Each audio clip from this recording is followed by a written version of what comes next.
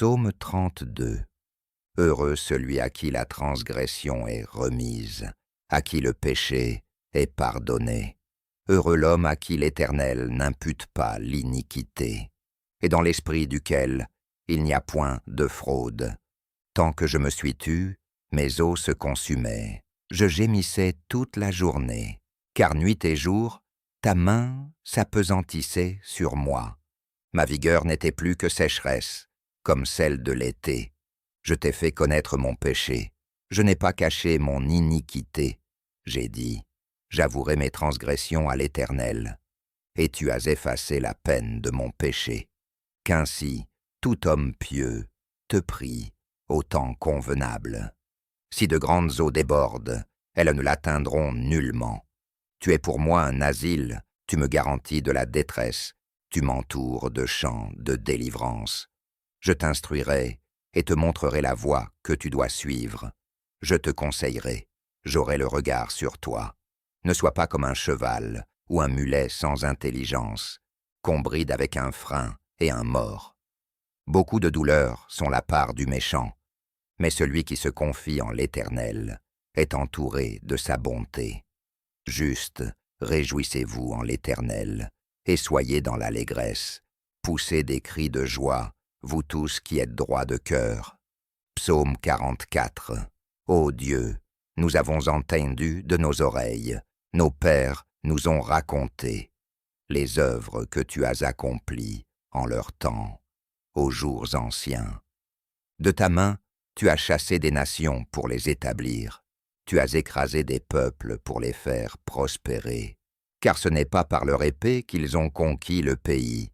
Ce n'est pas leur bras qui les a sauvés, mais ta droite, ton bras, et la lumière de ta face, parce que tu les aimais.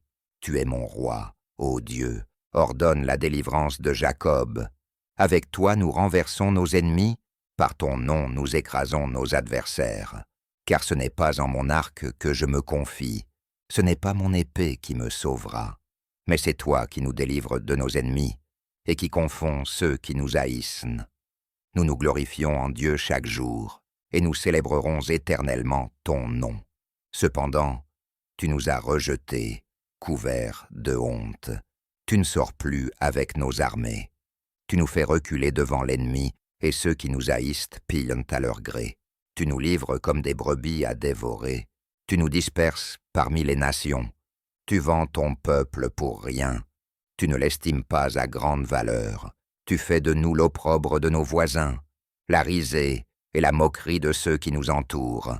Tu fais de nous un sujet de sarcasme parmi les nations. On secoue la tête en nous voyant. Ma honte est toujours devant moi. La confusion couvre mon visage à cause des outrages de celui qui m'insulte, à cause de l'ennemi et du vindicatif.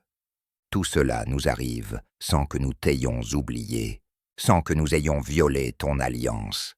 Notre cœur ne s'est point détourné, nos pas ne se sont point écartés de ton sentier. Tu nous as brisés dans la demeure des chacals. Tu nous as couverts de l'ombre de la mort. Si nous avions oublié le nom de notre Dieu et étendu nos mains vers un Dieu étranger, Dieu ne l'aurait-il pas découvert? Mais c'est à cause de toi qu'on nous égorge tous les jours, qu'on nous regarde comme des brebis destinées à la boucherie. Réveille-toi. Pourquoi dors-tu, Seigneur? Réveille-toi. Ne nous rejette pas à jamais. Pourquoi caches-tu ta face? Pourquoi oublies-tu notre misère et notre oppression?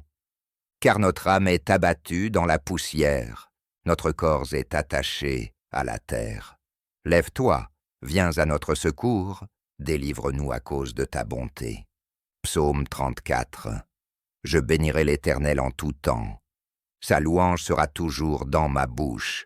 Que mon âme se glorifie en l'Éternel, que les malheureux écoutent et se réjouissent. Exaltez avec moi l'Éternel. Célébrons tous son nom. J'ai cherché l'Éternel, et il m'a répondu.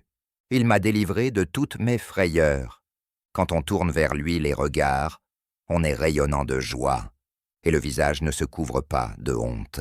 Quand un malheureux crie, l'Éternel entend, et il le sauve de toutes ses détresses. L'ange de l'Éternel campe autour de ceux qui le craignent, et il les arrache au danger. Sentez et voyez combien l'Éternel est bon. Heureux l'homme qui cherche en lui son refuge. Craignez l'Éternel, vous ses saints, car rien ne manque à ceux qui le craignent. Les lions souffrent la disette et la faim, mais ceux qui cherchent l'Éternel ne manquent d'aucun bien. Venez, mes fils, écoutez-moi. Je vous enseignerai la crainte de l'Éternel. Quel est l'homme qui aime la vie, qui désire la prolonger pour jouir du bonheur? Préserve ta langue du mal, et tes lèvres des paroles trompeuses. Éloigne-toi du mal, et fais le bien. Recherche et poursuis la paix. Les yeux de l'Éternel sont sur les justes, et ses oreilles sont attentives à leurs cris. L'Éternel tourne sa face contre les méchants, Pour retrancher de la terre leurs souvenirs. Quand les justes crient, l'Éternel entend, et il les délivre de toute leur détresse.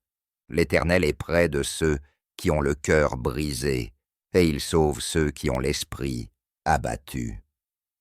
Le malheur atteint souvent le juste, mais l'Éternel l'en délivre toujours. Il garde tous ses os, aucun d'eux n'est brisé. Le mal fait mourir le méchant, et les ennemis du juste sont châtiés. L'Éternel délivre l'âme de ses serviteurs, et tous ceux qui se confinent en lui ne sont point condamnés. Jean Nan. Jésus vit, en passant, un homme aveugle de naissance. Ses disciples lui firent cette question. « Rabbi, qui a péché, cet homme ou ses parents, pour qu'il soit né aveugle ?» Jésus répondit, « Ce n'est pas que lui ou ses parents aient péché, mais c'est afin que les œuvres de Dieu soient manifestées en lui. Il faut que je fasse, pendant qu'il est jour, les œuvres de celui qui m'a envoyé. La nuit vient où personne ne peut travailler. Pendant que je suis dans le monde, je suis la lumière du monde. » Après avoir dit cela, il cracha à terre, fit de la boue avec sa salive, et appliqua cette boue sur les yeux de l'aveugle, et lui dit, « Va, et lave-toi au réservoir de Siloé. » Il y alla donc, se lava, et s'en retourna voyant clair. Ses voisins, et ceux qui l'avaient vu mendier auparavant, disaient, « N'est-ce pas celui qui se tenait assis et qui mendiait ?» Les uns disaient, « C'est lui. » Les autres disaient, « Non, mais il lui ressemble. » Lui-même disait, « C'est moi. » Ils lui dirent donc, « Comment tes yeux ont-ils été ouverts ?» Il répondit, « L'homme qu'on appelle Jésus a fait de la boue, a oint mes yeux, et m'a dit, « Va à Siloé et lave-toi. » J'y suis allé, je me suis lavé, et j'ai recouvré la vue. Ils lui dirent, « Où est cet homme ?» Il répondit, « Je ne sais. » Ils menèrent vers les pharisiens celui qui avait été aveugle. Or, c'était un jour de sabbat que Jésus avait fait de la boue et lui avait ouvert les yeux. Les pharisiens lui demandèrent aussi comment il avait recouvré la vue.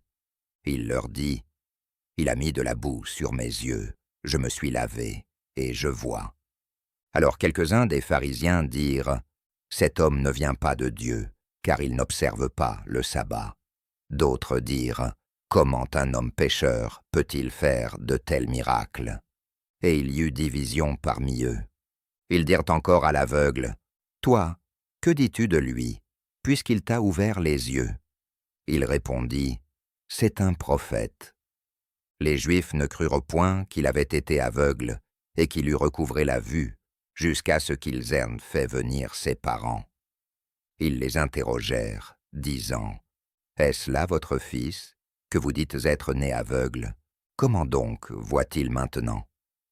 Les parents répondirent, « Nous savons que c'est notre fils, et qu'il est né aveugle, mais comment il voit maintenant, nous ne le savons pas. Il a de l'âge, interrogez-le lui-même. » Ils dirent cela parce qu'ils craignaient les Juifs. Les pharisiens appelèrent une seconde fois l'homme qui avait été aveugle, et lui dirent, « Donne gloire à Dieu, nous savons que cet homme est un pécheur. » Il répondit, « S'il est un pécheur, je n'en sais rien. Je sais une chose, c'est que j'étais aveugle et que maintenant je vois. » Ils lui dirent encore, « Que t'a-t-il fait? Comment t'a-t-il ouvert les yeux ?» Il leur répondit, « Je vous l'ai déjà dit, et vous n'avez pas écouté. Pourquoi voulez-vous l'entendre encore? Voulez-vous aussi devenir ses disciples ?» Ils l'injurièrent et dirent, « C'est toi qui es son disciple. Nous sommes disciples de Moïse. Nous savons que Dieu a parlé à Moïse, mais celui-ci, nous ne savons d'où il est. » L'homme leur répondit, « Voilà bien ce qui est étonnant, que vous ne sachiez d'où il est, et qu'il m'ait ouvert les yeux.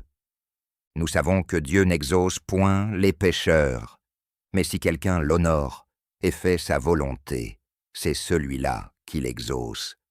Jamais on n'a entendu dire que quelqu'un ait ouvert les yeux d'un aveugle né.